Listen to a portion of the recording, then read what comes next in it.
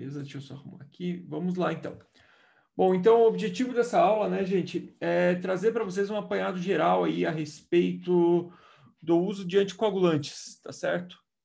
A gente vai falar, apesar de ser aqui uma reunião patrocinada pela Bayer, a gente vai falar a respeito de todos os anticoagulantes e de uma forma bem direcionada e bem prática para o dia a dia de vocês.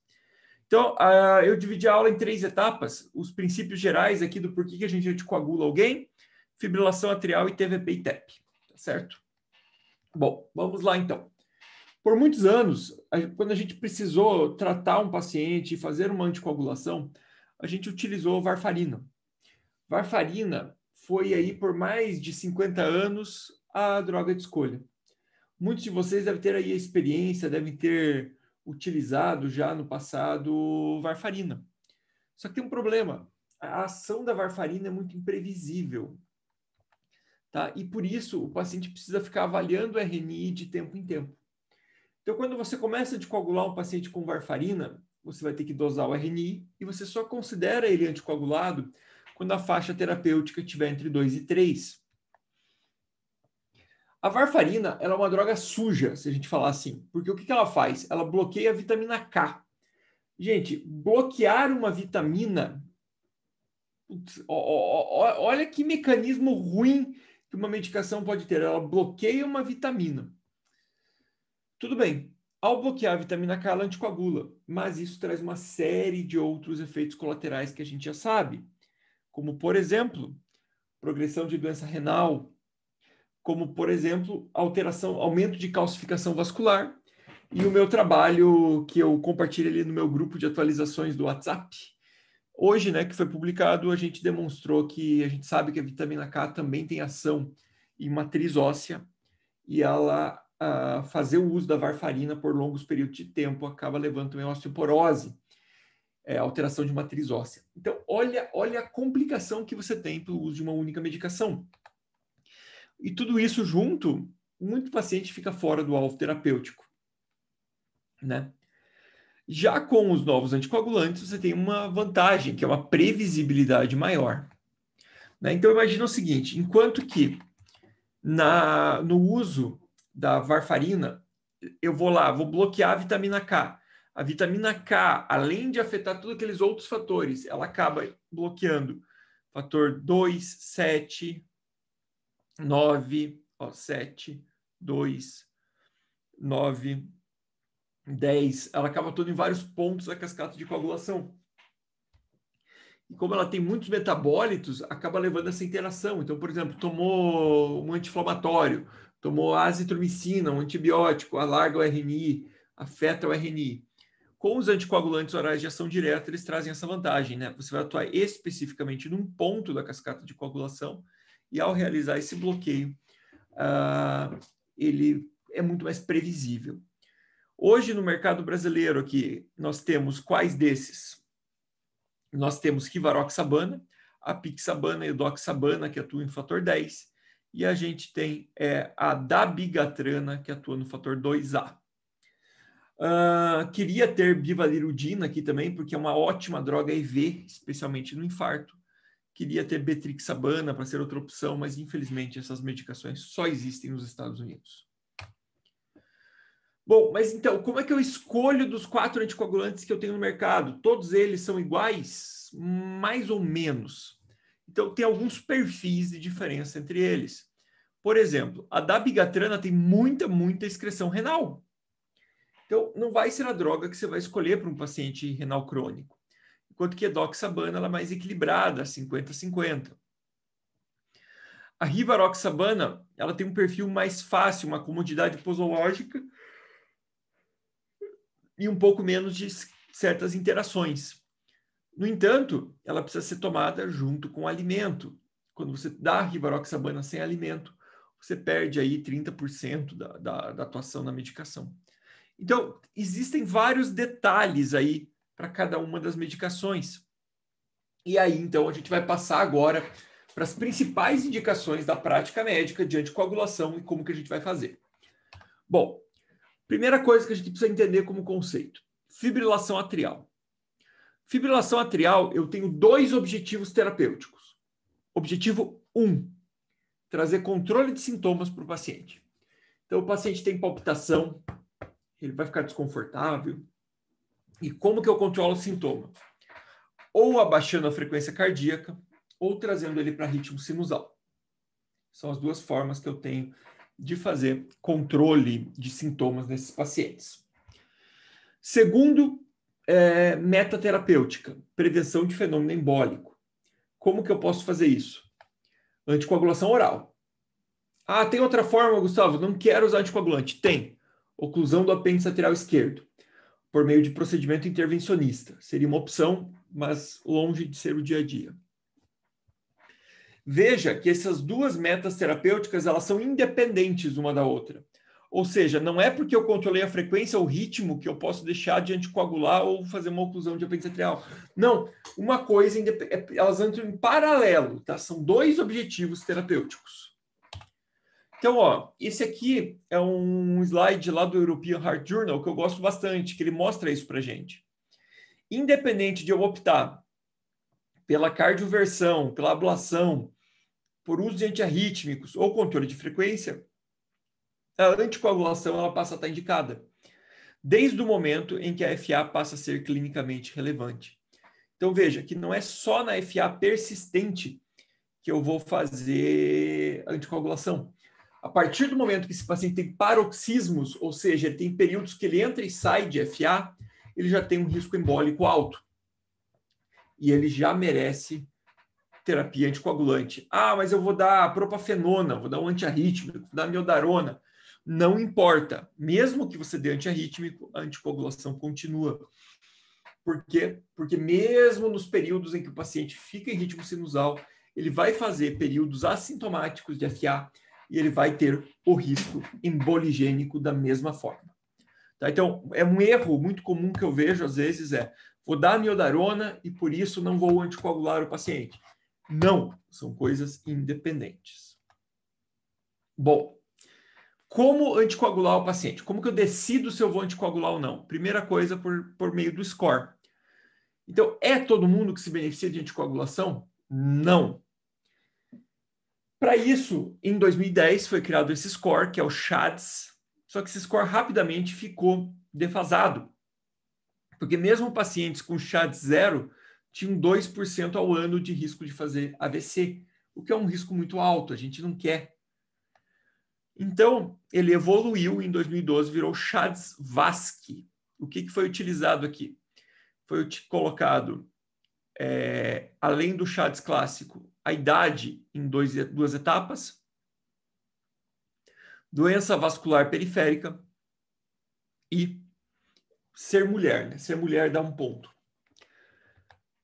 E aqui sim, ele conseguiu subestratificar isso aqui muito melhor. Por isso que hoje a gente anticoagula o paciente por meio do SHADS-VASc. Tá? Uma coisa que vale frisar aqui é que apesar do sexo feminino pontuar 1, a gente não considera esse ponto na hora da interpretação. Isso gera uma confusão, porque assim, você vai ler a diretriz, ela fala o quê?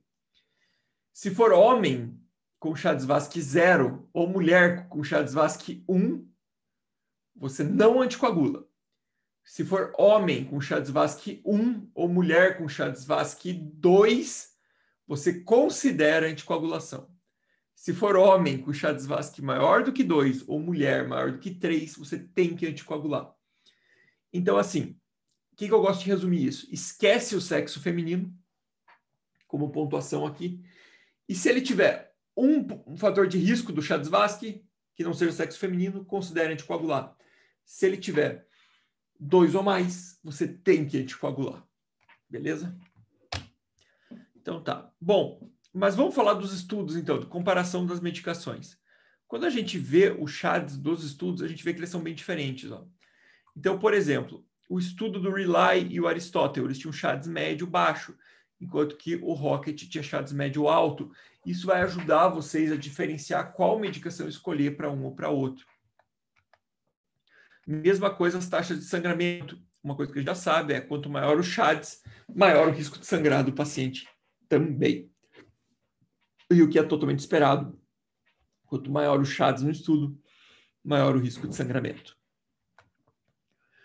Bom, então aqui a gente tem aí o que a diretriz fala, que é exatamente aquilo que eu falei, ó, classe de recomendação 1, ou seja, você tem que fazer o CHADS com um fator de risco, com 2 ou mais, né?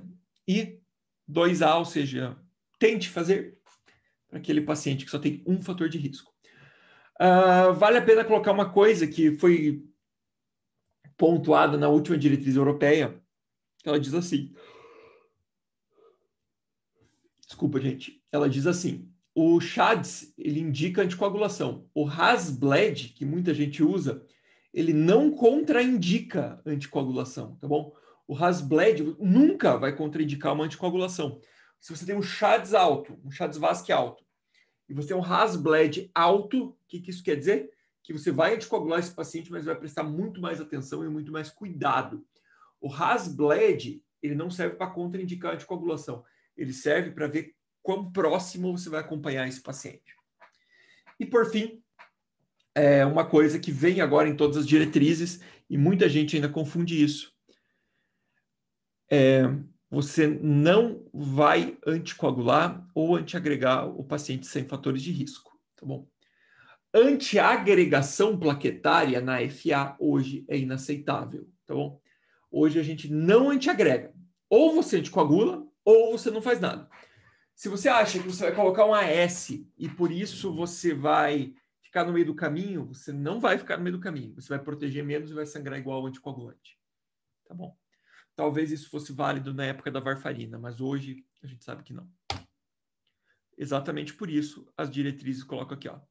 Antiagregante antiplaquetário, né, em monoterapia não é recomendado para a prevenção do AVC em pacientes com FA independente do risco.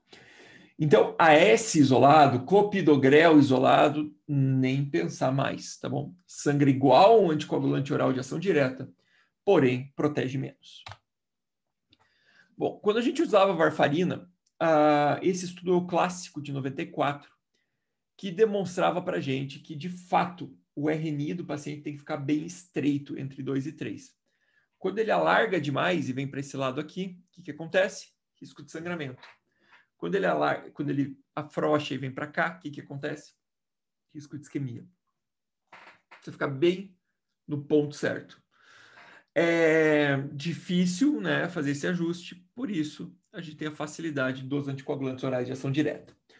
O que a gente tem dos anticoagulantes orais de ação direta? Basicamente, se a gente comparar todos eles, eles vão replicar o mesmo resultado. Qual é o resultado? Redução de sangramento. Perfeito? Então, você vai me dizer assim, qual que é a vantagem dos anticoagulantes orais de ação direta? Eles reduzem sangramento.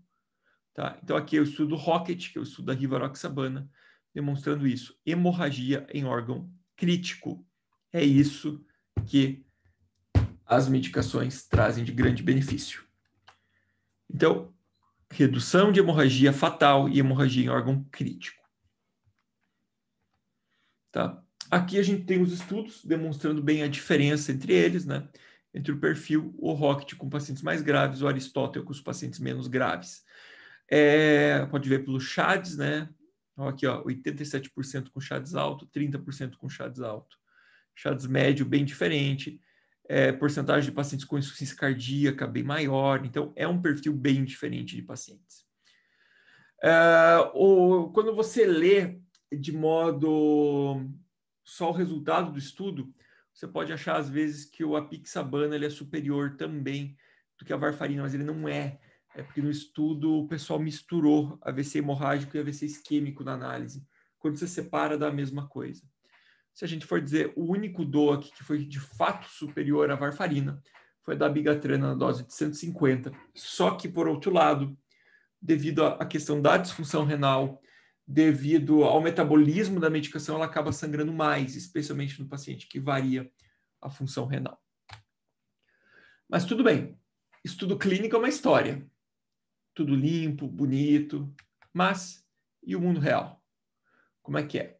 Bom, quando a gente vai para o mundo real, né, e isso é bem importante, né, lembrar que o mundo real, o estudo de fase 4, o estudo pós-comercialização, A gente teve agora um exemplo aí bom, né, que foi no estudo pós-comercialização de algumas vacinas, que acharam um pouco mais de fenômeno trombótico, mas isso aqui não é novidade de hoje, né? Os estudos de fase 4, eles vão ver isso numa população muito maior e menos controlada do que no estudo de fase 3. Então, ele é importante. Né? Aqui a gente tem um desses estudos com os DOACs e eles, simplesmente, o que eu posso dizer para vocês é que eles reforçam aquele conceito. Reduz sangramento com, pelo menos, não inferioridade para fenômeno embólico. Aqui, por exemplo, eu tenho uma comparação dos trials, que tem perfil bem parecido de paciente, e a gente vê que, de acordo com o CHADS, se comporta exatamente igual. Bom, o que mais que a gente tem aí em anticoagulação? A gente tem aqui uma coisa que a gente já sabia há bastante tempo, que o risco de AVC e de sangramento em paciente renal crônico, ele é maior do que na população geral, tá? Tanto sangrar quanto fazer AVC. A gente sabe que a gente tem que ter um cuidado com a dabigatrana, por causa daquele clearance renal, olha aqui, ó, clearance menor que 30, ó, como estoura a ação dela. Tá? Por isso que tem que tomar cuidado, por sinal ela é proscrita, né, em bula. E quando a gente estuda já os outros DOACs, a gente vê que tem uma certa segurança. Aqui, por exemplo, os estudos da Rivaroxa, mas isso aqui ele é replicado tanto para a Edoxa quanto a Pixa. Mas o que tem de novo, Gustavo? O que você pode me contar de novo? Hoje, até então, a gente sabe que os DOACs são pelo menos não inferiores à varfarina para fenômeno isquêmico e superiores para hemorrágico. E que isso se repete na população renal crônica. Mas o que vem surgindo novo é isso aqui. Começou a se observar que os pacientes que utilizavam varfarina, eles tinham uma piora progressiva da função renal no longo do tempo, comparado com quem não usava. Aí você pode dizer para mim, mas isso não quer dizer muita coisa, né? Isso é estudo observacional. Pode ser que o pessoal que usava varfarina era mais doente, por isso que piorou mais função renal. Óbvio. Né? Por isso que o estudo observacional nunca vai servir para a gente afirmar algo, mas ele levanta a hipótese. E eles levantaram a hipótese aqui. Será que é a varfarina que está causando isso? Ou será que são os outros efeitos colaterais do paciente que usa varfarina? Bom, aí o pessoal começou a elaborar a hipótese. Como eu falei, bloquear a vitamina K, ela tem outros efeitos colaterais. Entre eles, a calcificação vascular. Enquanto que os DOACs não fariam isso. Além disso, o pessoal começou a perceber que, sabe aqueles períodos que alargava o RNI, que ele ficava maior do que 3? Parece que os pacientes fazem microsangramentos glomerulares, e isso vai ajudando a fazer injúrias renais agudas e que é piora da função renal. Então, o pessoal voltou nos trials lá. E quando perceberam, o que eles perceberam? Que os pacientes que usavam os anticoagulantes orais de ação direta, eles evoluíam menos com disfunção renal do que os pacientes que usavam varfarina.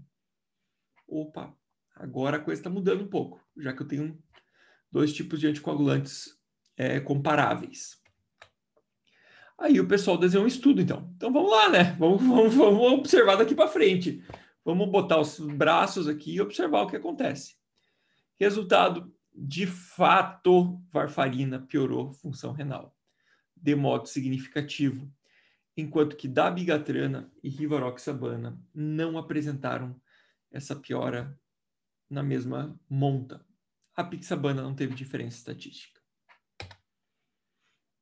Baseado em tudo isso, eu uso essa imagem que eu acho que vocês devem ter na cabeça de vocês. Como corrigir dose de função renal de anticoagulante. Tá? Então, olha. Dabigatrana, tranquilamente você pode usar 150 para o paciente com clearance maior do que 50. Com clearance de 50 e 30, cuidado. Ou abaixa a dose, mas cuidado que esse paciente pode sangrar. Rivaroxabana, dose de 20 até 50, dose de 15 entre 50 e 30, total segurança.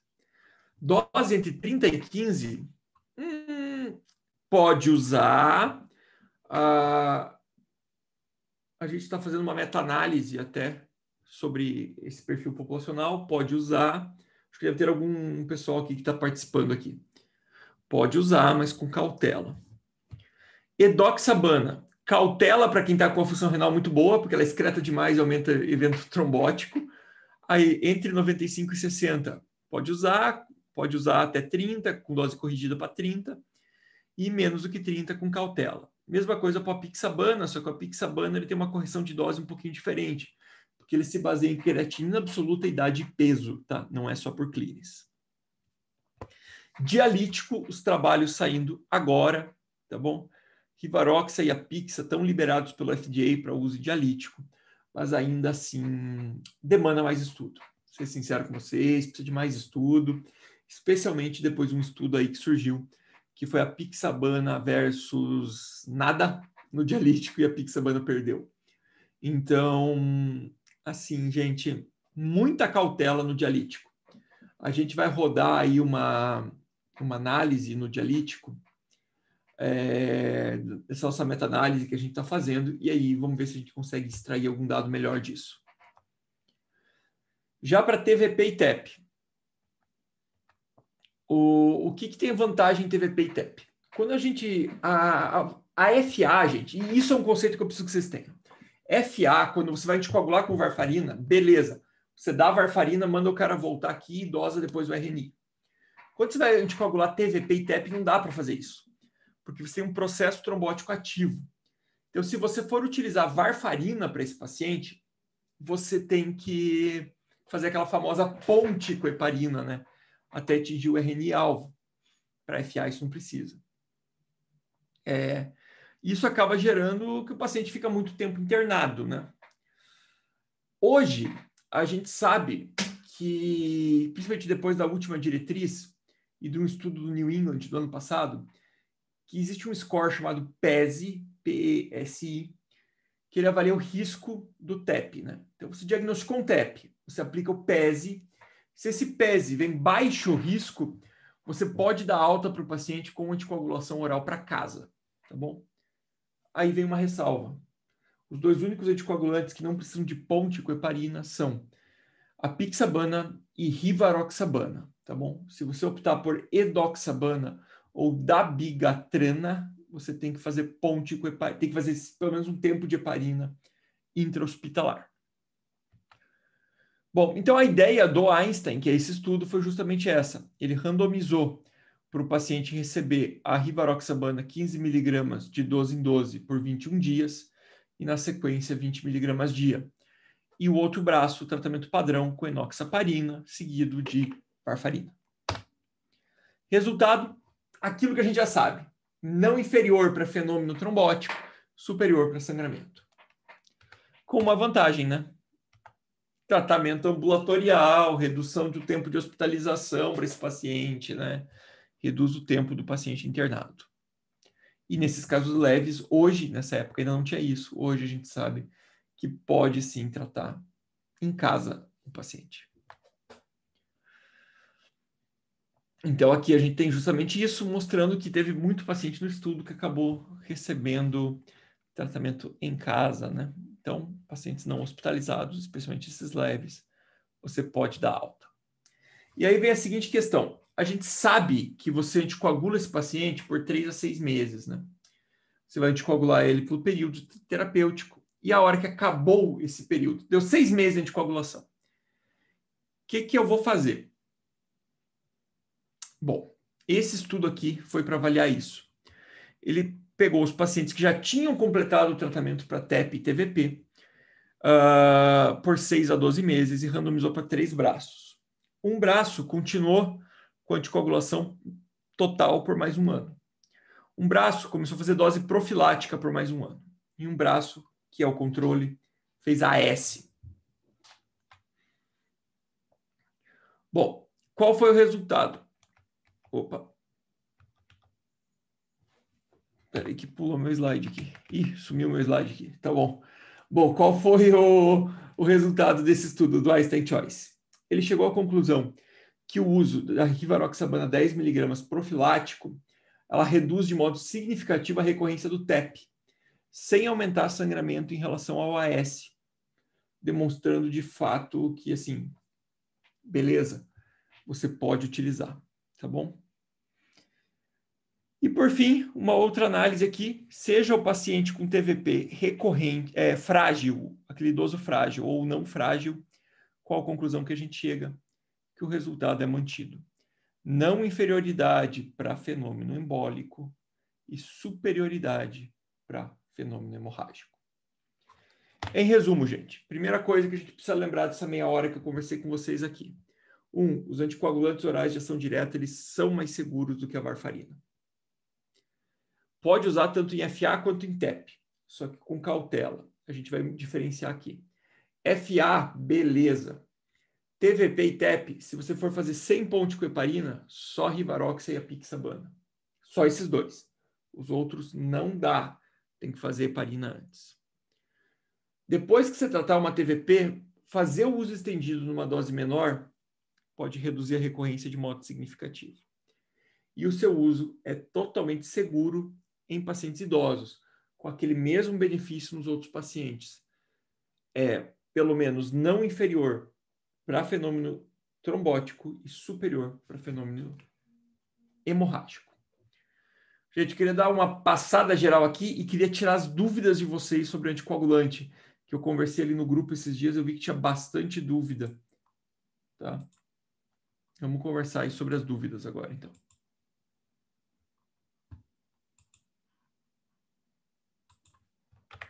Vamos lá, gente? Dúvidas? Tem no chat aqui. Não. Sem dúvida, gente. Nicolas, faz uma pergunta aí. O que a gente vê bastante, que a gente está vendo na enfermaria, é a questão da mudança de dose para paciente com função renal prejudicada, né? Porque às vezes o paciente interna, aí ele tem uma injúria renal aguda pelo internamento, pela descompensação da doença dele, e daí ao longo do internamento a gente já volta a função renal ao normal. Nesse período que deu uma agudizada, que deu uma piorada, a gente mantém ou dá uma diminuída também? Você ajusta a dose conforme o momento que ele abaixar, tá? E depois volta para o normal já. Beleza? Então, piorou, você corrige, voltou, você já volta para a dose habitual do paciente. Beleza. Beleza.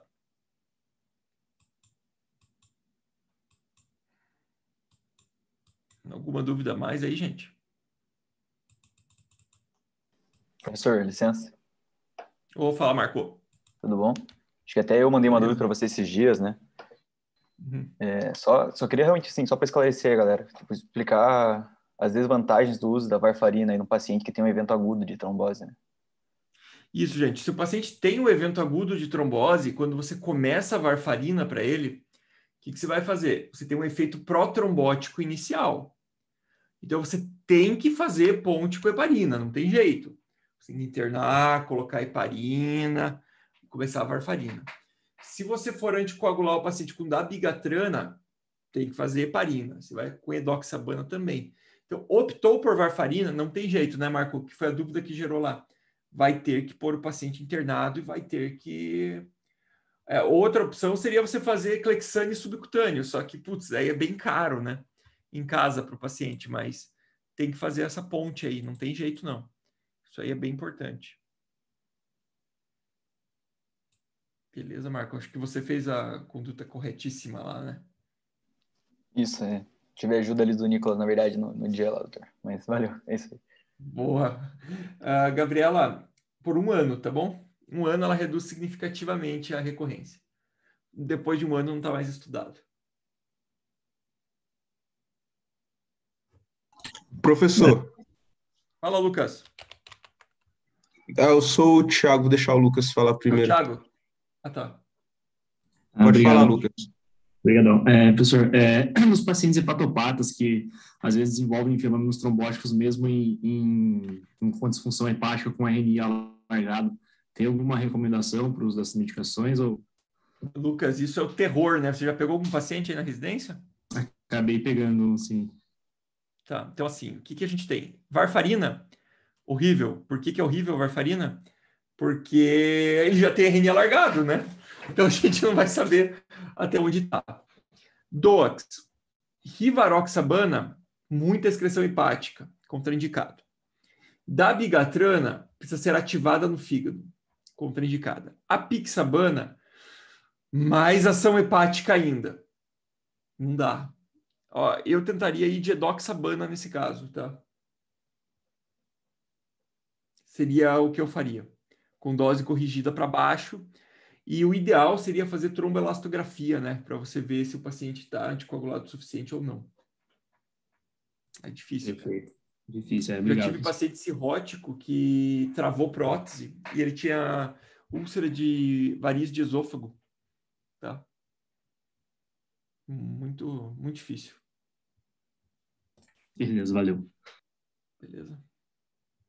Então, professor, eu ia perguntar que eu fiquei na dúvida. Eu sempre achei que a necessidade de fazer a ponte com heparina quando se usa varfarina é porque a varfarina também inibe a produção da proteína C e S.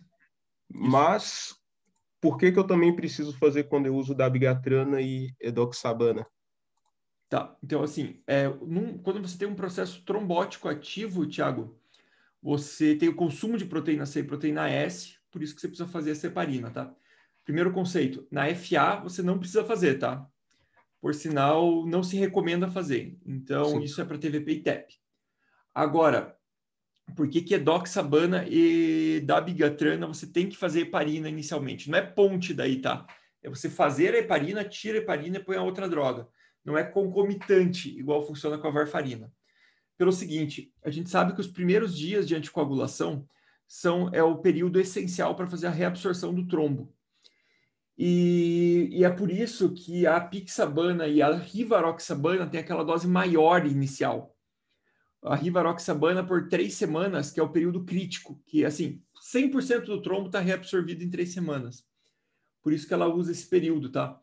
Então, eles não têm o uso hospitalar da heparina, mas eles fazem uma dose maior inicial. É por causa dessa dose maior que você não precisa daí.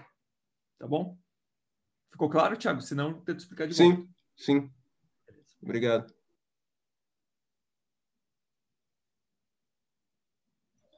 Doutor Gustavo, tem uma pergunta no chat da Gabriela. Eu já respondi. Ah, desculpa, doutor, Ela perdão. até falou obrigado ali, ó. Ah, tá, perdão, desculpa. Mais alguma coisa aí, gente? Professor, eu de novo, licença. Opa, fala, Marco. Então, eu fiquei em dúvida esses dias, eu atendi uma paciente que tinha uma trombofilia, não lembro agora qual que era, na verdade, e ela tinha COVID. Queria saber se tem algum estudo que fale de pacientes com trombofilia e COVID, para a gente saber como agir nesses casos. Então, Marco, putz, podia dar uma aula aqui só de anticoagulação na COVID, se você quisesse. Putz, a gente está estudando muito anticoagulação na COVID, tá? Assim, o que eu te diria? Primeiro, pelo fato dela ter trombofilia prévia conhecida, ter tido COVID, ela tem indicação de anticoagulação profilática no internamento.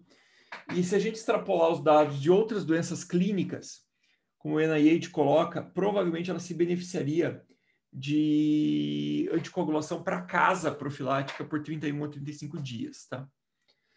Então, ela sairia daqui com profilaxia também. Se ela já tem indicação de anticoagulação plena, terapêutica, né? Dose alta, aí o que eu faria? Manteria anticoagulação para ela, o que ela já vinha usando.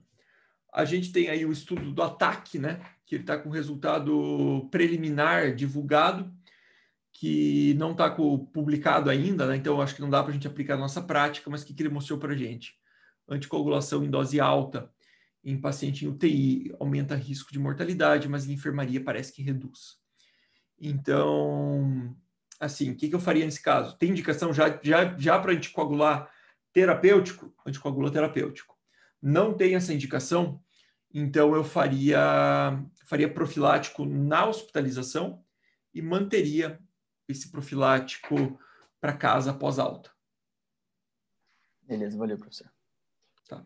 Tem um score chamado Improve, que eu vou escrever aqui.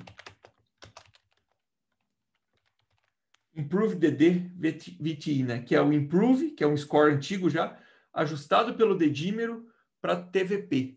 Esse score aqui, quando o paciente tem alto, parece que ele beneficia o paciente para fazer profilaxia estendida em casa, tá?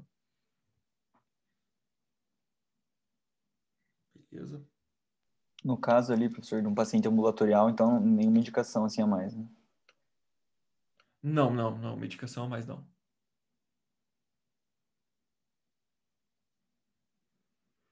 Beleza? Professor, só uma dúvida teórica básica, assim. Claro. Em procedimentos antes de procedimentos cirúrgicos, né? Quanto tempo você tem que suspender mesmo a warfarina e os novos anticoagulantes? Tá. São duas situações diferentes. Varfarina, estou tentando achar o slide aqui para te mandar. Pera aí. Varfarina tem um estudo chamado Bridge, tá bom? Que é o maior estudo que a gente teve, né, nesse contexto. Ele mostrou para a gente, a dúvida era a seguinte: eu tiro varfarina, eu preciso fazer heparina nesse período, ou eu posso simplesmente anticoagular o paciente e acabou. Tirar e operar e voltar. Você pode só tirar, operar e voltar, tá bom, Lucas? Você tira 5 dias antes, opera o paciente e reinicia no primeiro PO, beleza? Isso para varfarina. Para os DOACs, tem esse trabalho aqui, ó, que eu acabei de abrir aqui. Tá vendo minha tela? Esse estudo aqui, ó, ele é um estudo publicado no JAMA em 2019 e ele achou nessa tabela aqui o melhor manejo perioperatório. Então, por exemplo, para a pixabana, dabigatrana e rivaroxabana, que dabigatrana em dose baixa, né? Desculpe, paciente com função renal boa, suspende 2 dias antes do procedimento, de acordo com o risco de sangramento do procedimento. Se o risco é baixo, pode ser 1 dia antes, tá bom? E daí aqui quando que você reinicia. Acho que essa tabela sintetiza bem aí a tua dúvida, tá bom? Muito obrigado, professor. Beleza? Deixa eu tirar o compartilhamento aqui. Tinha mais uma pergunta aqui, né? A Diandra falou, a profilaxia pós-TEP. Tenho, Diandra, deixa eu colocar aqui. Vou mandar aqui no grupo o link, tá? Um minuto. É esse trabalho aqui que sustenta isso, tá? Trabalho de 2017. Beleza? Obrigada, doutor. Fechado. Não sei se foi falado durante a aula, mas em pacientes com indicação de dupla antiagregação plaquetária, mais anticoagulação profilática. Tá, boa. Então, assim, Alisson, paciente que tem indicação de dupla antiagregação plaquetária e anticoagulação terapêutica é outra história, né? A gente sabe que faz a tripla terapia no momento hospitalar e na alta ele sai com um DOAC mais clopidogrel. Agora você está falando de profilático, tá bom? O paciente que está em uso de DAPT, AS e clopidogrel, ele é um dos critérios de exclusão lá daquele estudo Magellan, que é o estudo que sustenta o uso de DOAC profilático.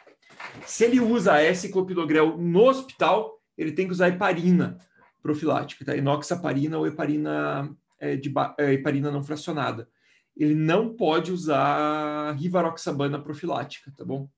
A rivaroxabana profilática, eu sou entusiasta, né? Você sabe disso. A gente tem um estudo aí de custo-efetividade demonstrando como ela reduz custo hospitalar em relação à heparina, mas tem alguns critérios de contraindicação por seu uso em pacientes internados clínicos. Um deles é o uso de dupla antiagregação plaquetária, tá bom? Então, o paciente com AS clopidogrel vai usar profilaxia com heparina, tá bom? Se for terapêutico, aí a história muda um pouco. É AS clopidogrel e um anticoagulante oral de ação direta na hospitalização. Na hora da alta, o AS sai e fica só o clopidogrel e o anticoagulante.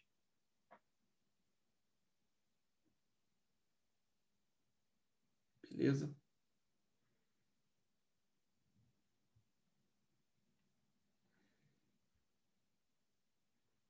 Perfeito. Mais alguma coisa aí, gente?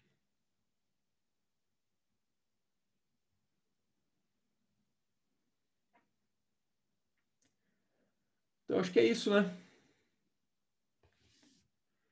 Valeu, gente. Então, Obrigado, doutor Gustavo. boa noite. Obrigada a todos.